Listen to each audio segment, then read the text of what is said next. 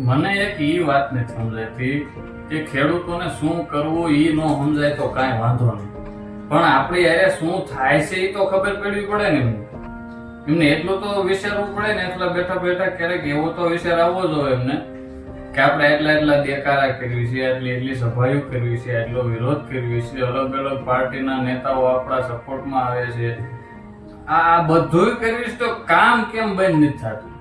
કામ તો ચાલુ જ છે, કામ તો બંધ થતું નથી. એટલા વિરોધ કરે છે તો કલેક્ટર, મામલતદાર, ટીડીઓ, ડીડીઓ, પોલીસ બધા એમના સપોર્ટમાં છે.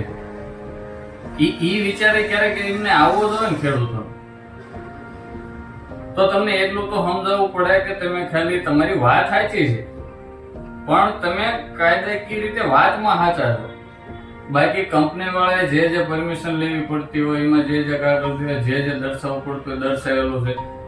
તમને જે વળતર આપવાનું થતું હોય તો એ કયા કાયદા હેઠળ વળતર આપે છે, કેટલું આપે છે, એ બધું એમને કોર્ટમાં કાયદાકીય રીતે કોર્ટ સહિત બધે દર્શાવેલું હોય. એટલે એ કોર્ટની નજરે તો એ સાચા જ. તમે સામુના તમે આતંકવાદી જેવું તમારું ગણાય કે તમે આ દેશના કાર્યમાં પગ નાખો. તો મારું કહેવાનું એટલું થાય કે તમને એ સમજાવવું પડે કે આ થાય છે શું, આ કામ કેમ બંધ નથી થતું. તો આને એક જ વસ્તુ રોકી શકે કે તમે નકરા દેકારા કરો કાંઈ ન થાય. એ કાગળમાં કાયદેસર છે, તમે સામો કાગળ મૂકો. તમે કંપનીનો વિરોધ ન કરો, વિરોધ કરો કાયદાનો. તમે તમારા ફરતા ગામડાઓમાં ગ્રામસભા કરીને એ વાતની રજૂઆત કરો કે આ જે કાયદામાં અમને વળતર મળે છે ઈ અમને માન્ય નથી, એમાં અમારું શોષણ થાય છે. અને આ કેટલો જૂનો કાયદો છે, સરકાર પાસે નવો કાયદો ન હોય.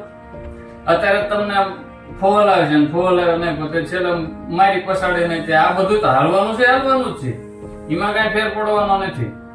પણ તમે એક નવા કાયદાની માંગ કરો કે આ કાયદામાં અમને વળતરમાં નથી મજા આવતી, અમારું શોષણ થાય છે, અમને નવા કાયદા અંતર્ગત વળતર અપાવો.